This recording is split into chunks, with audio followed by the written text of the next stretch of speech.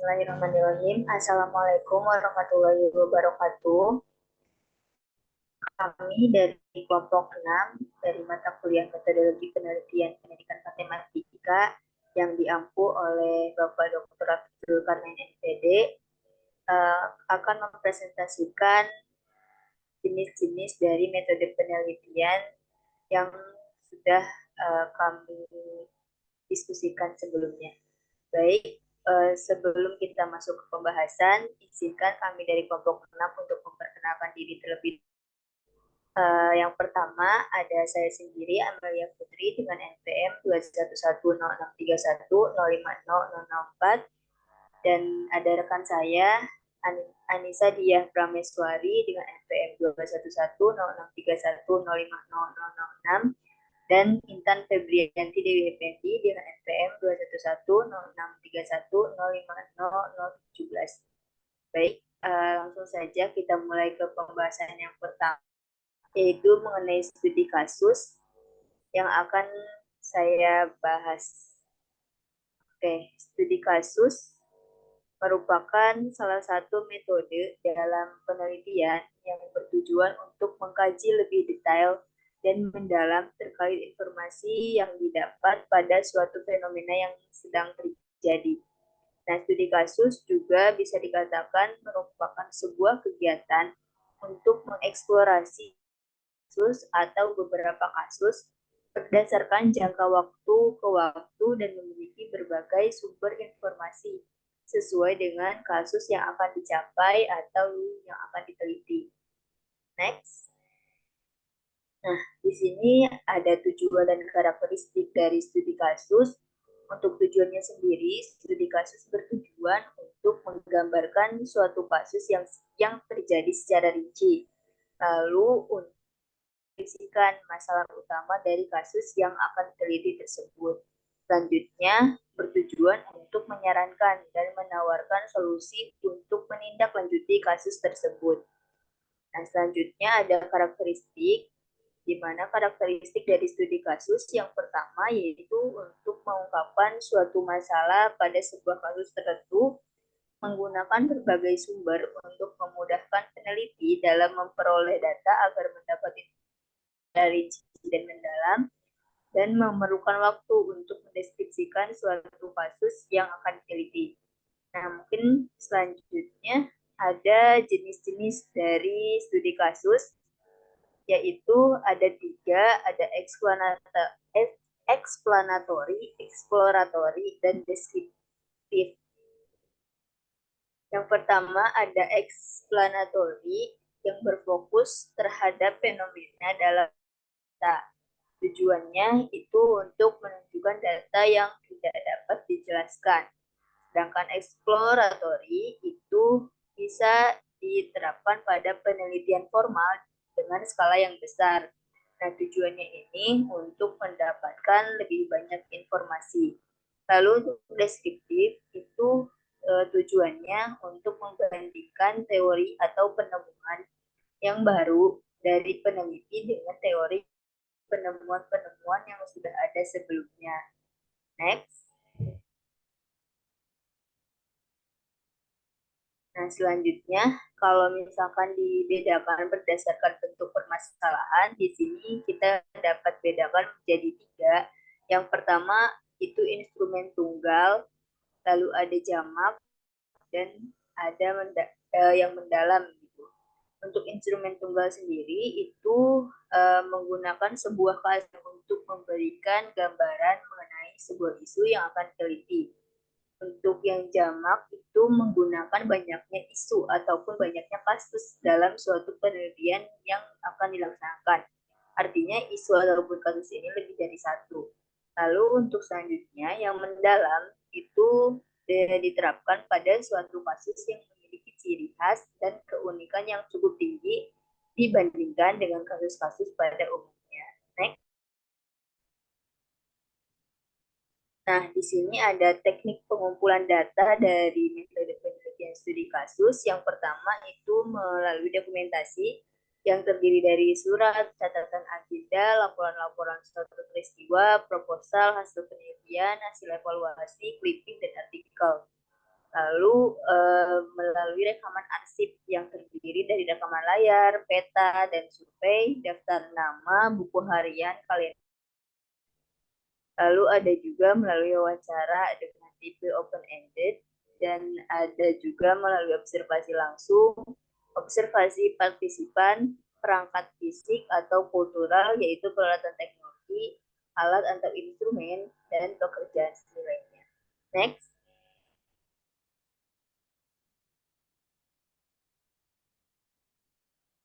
Nah, di sini terdapat kelebihan dan kekurangan dari penelitian kasus. Kelebihannya itu yang pertama, memiliki batas lingkup dan pola pikir sendiri supaya mampu menangkap realitas serta menantang.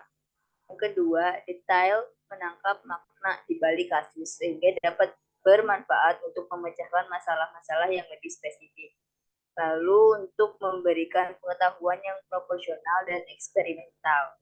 Nah, untuk kekurangannya itu mengandung isu validitas dan reliabilitas dan mengungkapkan secara umum terkait dalam teorisasinya.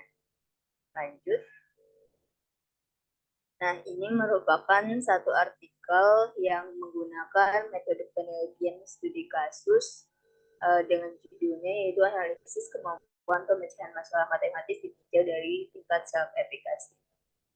Dia menggunakan metode penelitiannya menggunakan studi kasus. Next. Mungkin itu saja yang dapat saya sampaikan. Untuk pembahasan selanjutnya akan dilanjutkan oleh rekan saya. Dipersilakan.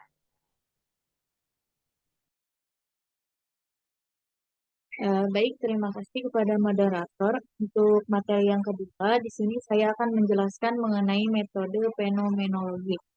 Nah, adapun fenomena berasal dari bahasa Yunani yaitu painestai yang artinya menampak dan dari kata fantasi, pantom dan fosfor yang artinya sinar atau cahaya. Dari kata tersebut muncullah kata kerja, tampak, terlihat karena bercahaya. Dalam bahasa kita berarti cahaya. Nah, secara harfiah, fenomena diartikan sebagai sesuatu gejala yang terjadi secara terlihat atau sesuatu yang menampakkan. Kemudian menurut Creswell 2013, fenomenologi adalah penelitian yang tertuju pada kesamaan pengalaman hidup dalam kelompok tertentu. Tujuannya untuk mendapatkan hasil deskripsi mengenai fenomena yang diteliti. Adapun menurut Smith 2018, arti dari fenomenologi yaitu penelitian mengenai fenomena yang sesuai dengan realita pengalaman, atau dapat juga bagaimana cara pandangan kita dan bagaimana untuk memahami suatu fenomena yang terjadi dalam pengalaman subjektif. Di sini ada karakteristik fenomenologi, yaitu pertama, mendeskripsikan pengalaman yang telah dialami oleh suatu individu atau kelompok dengan pengalaman yang sama. Dua, fenomenologi tidak tertarik dengan suatu penjelasan, melainkan faktual dan memang sesuai kenyataan yang ada. Tiga, fenomenologi merupakan suatu penelitian mengenai subjektivitas. Empat, fenomenologi berupaya untuk mendeskripsikan mengenai apa yang menjadi acuan seseorang berdasarkan mendeskripsikan pengalaman. 5. Fenomenologi merupakan studi penelitian yang mempelajari hubungan antara seseorang dalam suatu kelompok. 6. Fenomenologi memiliki sifat di mana saat melakukan penelitian, peneliti harus sampai pada subjek yang murni. 7. Secara metodis, fenomenologi ini mengarah pada analisis hal penelitian yang ada di dunia. 8. Berusaha untuk memahami bagaimana seseorang membangun makna sesuatu berdasarkan fenomena yang terjadi. 9. Kebenaran tentang realita pada penelitian fenomenologi didasari dengan pengalaman orang-orang. 10. Peneliti dan informan penelitian dianggap sebagai partisipan sekunder. Tujuan dari penelitian fenomenologi menurut Creswell adalah mencari informasi atau menganalisa mengenai suatu kejadian yang dialami individu agar dapat mengkonstruksi pemahaman mereduksi pengalaman individu pada suatu kejadian sehingga membangun pemahaman tentang apa pengalaman yang dialami individu tersebut. Nah, untuk gagasan Creswell yaitu E-Data Collection Circle, yaitu penentuan lokasi dan individu, proses pendekatan strategi penentuan pemilihan informan, teknik pengumpulan data, prosedur pencatatan data, isu-isu lapangan penyimpanan data, dan tahap pelaporan.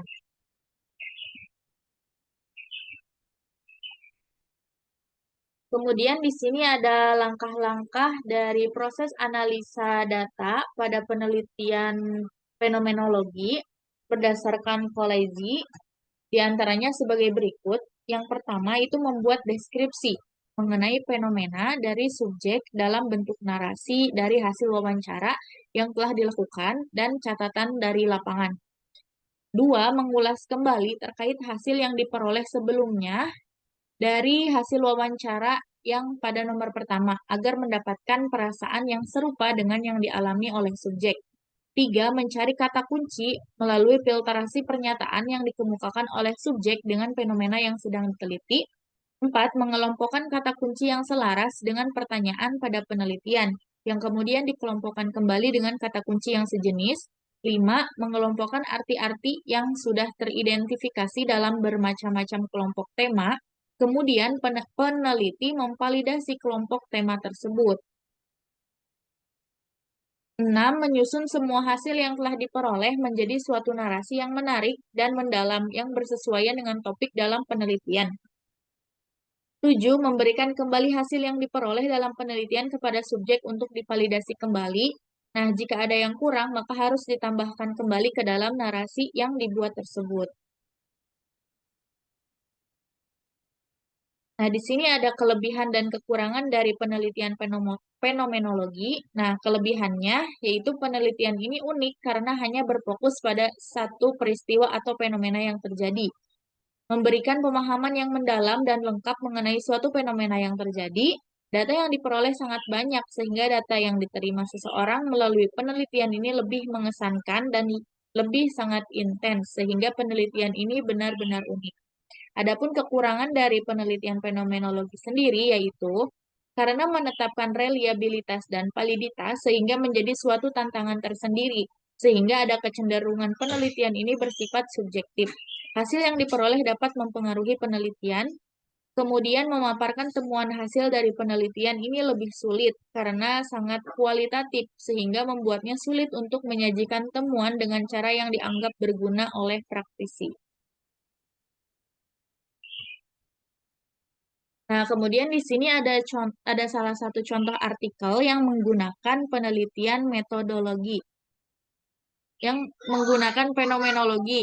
Nah, judulnya yaitu Hambatan Epistemologis Mahasiswa dalam Memecahkan Masalah Ruang Hasil Kali Dalam. Oke, bisa di next. Nah, di sini pembahasan yang ketiga yaitu ada eksperimen, eksperimen dan kuasi eksperimen. Baik, yang pertama kita akan membahas mengenai eksperimen terlebih dahulu. Penelitian eksperimen berusaha menentukan apakah suatu treatment mempengaruhi hasil sebuah penelitian. Pengaruh ini dinilai dengan cara menerapkan treatment tertentu pada satu kelompok yang disebut kelompok treatment dan tidak menerapkannya pada kelompok yang lain, yaitu disebut kelompok kontrol. Jadi pada eksperimen ini ada dua kelompok ya, ada kelompok treatment dan kelompok kontrol. Lalu menentukan bagaimana dua kelompok tersebut menentukan hasil akhir.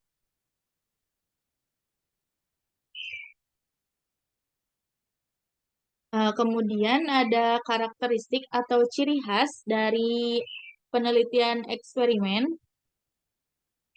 yaitu randomly assignment, yaitu dilakukan secara acak. Kemudian kontrol terhadap variabel asing atau tambahan, manipulasi terhadap kondisi perlakuan, observasi atau pengamatan. Nah, langkah-langkah penelitian eksperimen tersebut bersifat rigid, di mana artinya seorang peneliti tidak boleh melangkah ke tahap selanjutnya sebelum menyelesaikan tahapan di atasnya. Kemudian tujuan dari penelitian eksperimen ini yaitu untuk menguji dampak suatu treatment atau intervensi terhadap hasil penelitian yang dikontrol oleh faktor-faktor lain yang dimungkinkan juga mempengaruhi hasil tersebut. Oke, bisa di next. Nah, Di sini kita akan membahas mengenai kuasi eksperimen. Nah, kuasi eksperimen sendiri adalah salah satu jenis penelitian yang prosesnya bersifat tidak acak atau non-randomly assignment, tapi melibatkan posisi partisipan ke kelompok. Nah, kuasi eksperimen juga merupakan penelitian yang tidak memerlukan kelompok kontrol yang sebenarnya, melainkan menggunakan kelompok pembanding. Nah, maksud dari kelompok pembanding ini adalah memiliki perlakuan yang berbeda pada saat penelitian. Misalkan menggunakan pendekatan konvensional dalam pembelajaran.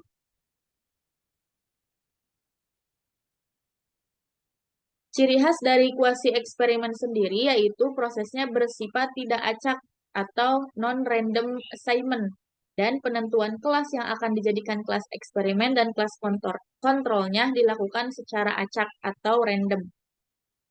Kemudian rancangan jenis desain penelitian kuasi eksperimen itu ada 3. Yang pertama, pretest and post-test with non-equivalent control group. Desain. Nah, desain jenis penelitian ini menggunakan 2 kelas sampel, yaitu kelas eksperimen dan kelas kontrol. Kelas eksperimen di sini adalah kelas yang diberikan perlakuan dan kelas kontrolnya adalah kelas yang tidak diberikan perlakuan, yang kemudian diberikan tes sebelum kegiatan pretest dan diberikan tes juga setelah kegiatan pembelajaran atau post-test. Nah, yang kedua ada single group interrupt time series design, yaitu desain penelitian ini hanya menggunakan satu kelas, yaitu kelas eksperimen.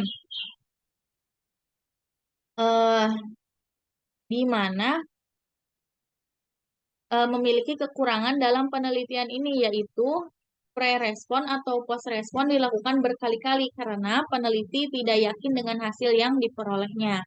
Yang ketiga, ada control group interrupt time series design, yaitu jenis penelitian ini merupakan kombinasi antara kedua jenis desain sebelumnya. Di sini ada prosedur penelitian kuasi eksperimen. Yang pertama itu ada tahap persiapan. Nah, di sini langkah awal eh, yang harus dilakukan oleh peneliti yaitu menyusun perangkat pembelajaran, membuktikan uji validitas dengan minimal 2 ahli bidang pendidikan matematika mengenai isi atau konten instrumen yang dibuat, kemudian melakukan kegiatan uji coba dengan meminta responden yang bukan sampel untuk mengisi instrumen yang sudah diuji validitasnya.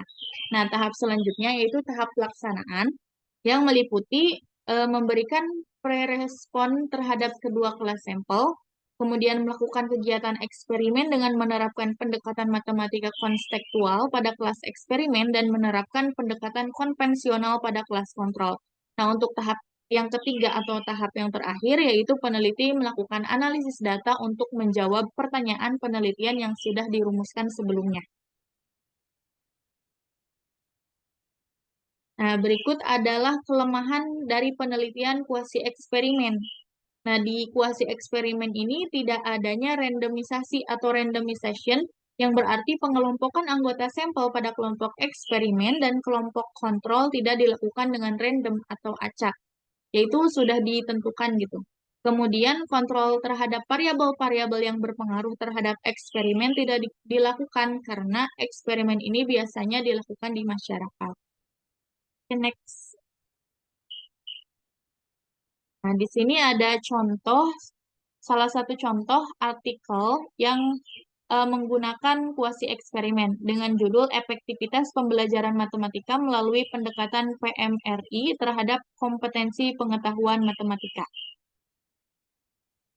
Sekian pemaparan yang dapat saya sampaikan, saya kembalikan ke moderator.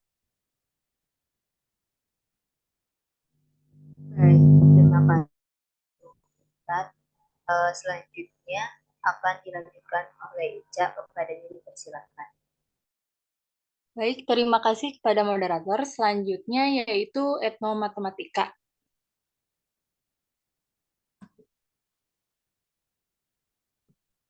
Nah, di sini ada pengertian bahwa etnomatematika muncul pada tahun 1977 oleh matematikawan Brazil, De Ambrosio, dan terus ada sampai saat ini.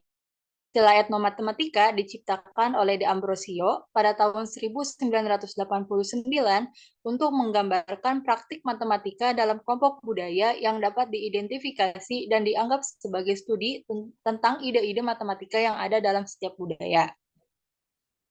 Nah, secara bahasa, etnomatematika berasal dari 3 kata, yaitu etno, yang secara luas diartikan merujuk kepada konteks sosiokultural, termasuk bahasa, kode, nilai, kepercayaan, makanan, pakaian, kebiasaan, dan perilaku. Kata matema berarti suatu bentuk dalam memahami, menjelaskan, dan mengidentifikasi. Dan tik berasal dari kata teknik yang artinya teknologi atau fashion. Oleh karena itu, etnomatematika secara umum diartikan sebagai hasil kegiatan matematika yang dilakukan atau dikembangkan dalam suatu masyarakat dan mencakup konsep-konsep matematika. Nah, di sini ada matematika menurut para ahli. Yang pertama, dari Marsigit tahun 2016, bahwa etnomatematika yaitu matematika yang ada pada kebudayaan sesuai dengan kebudayaan setempat, dapat digunakan sebagai pusat proses pembelajaran dan metode pengajaran, walaupun masih relatif baru dalam dunia pendidikan.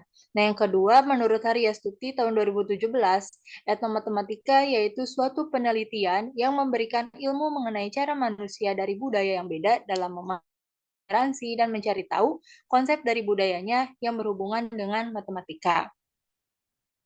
Nah, berdasarkan dari beberapa pengertian sebelumnya, sehingga etnomatematika bisa dijadikan solusi alternatif bagi guru dalam memberikan ilmu matematika yang diharapkan bahwa siswa bisa menjelajah informasi dan pengetahuan lewat budaya lokal setempat dengan matematika, agar siswa lebih mudah dalam pelajari matematika dan siswa lebih semangat dalam belajar dan tidak mudah jenuh dalam belajar.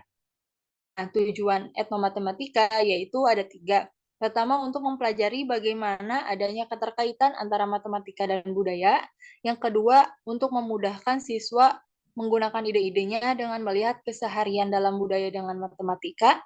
Dan yang ketiga, yaitu siswa lebih sadar dan lebih mencintai budaya lokalnya sendiri, dan kemampuan matematikanya menjadi lebih meningkat. Nah, di sini ada kelebihan dan kekurangan etnomatematika. Kelebihannya yaitu mempermudah dalam memahami pembelajaran matematika dengan budaya tertentu. Yang kedua, kelebihannya yaitu siswa menjadi lebih tahu banyak mengenai budaya sekitarnya dengan pengetahuan yang mereka punya sebelumnya. Nah, adapun kekurangan yaitu adanya keterbatasan alat ajar matematika yang berbasis budaya dan masih menimbulkan kesalahpahaman antara pembelajaran sosial budaya dan etnomatematika.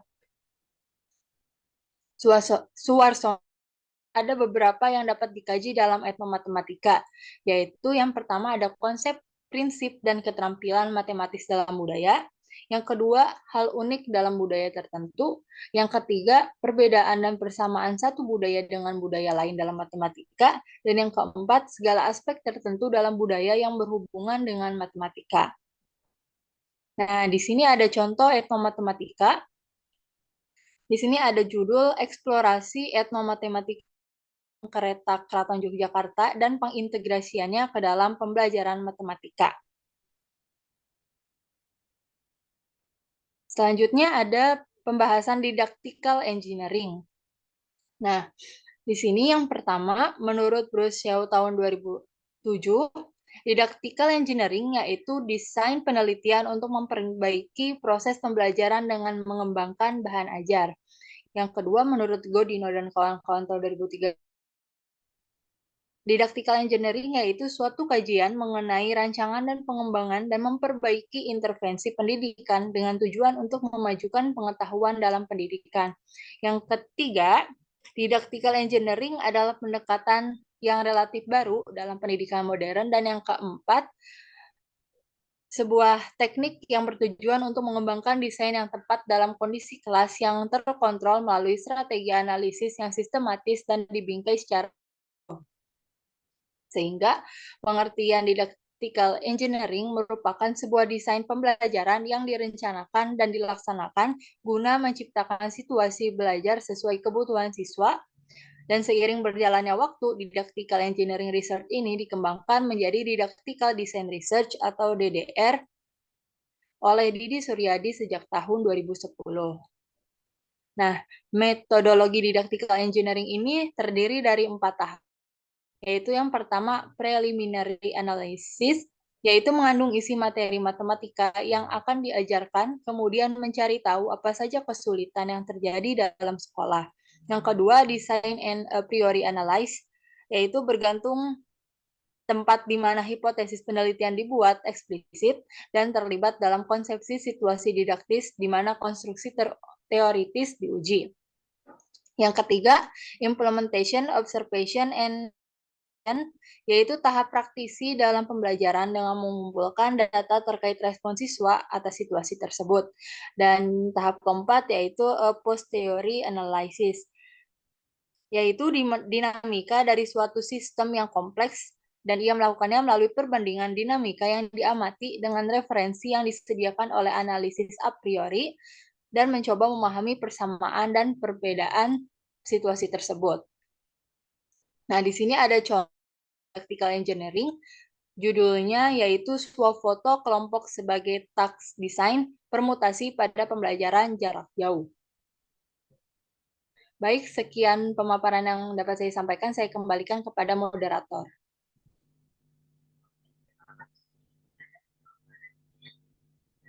Itu saja yang dapat Kelompok paparkan mengenai metode penelitian yang sudah kami diskusikan sebelumnya. Yang terdapat kekurangan, saya akhiri. Terima kasih. Wassalamualaikum.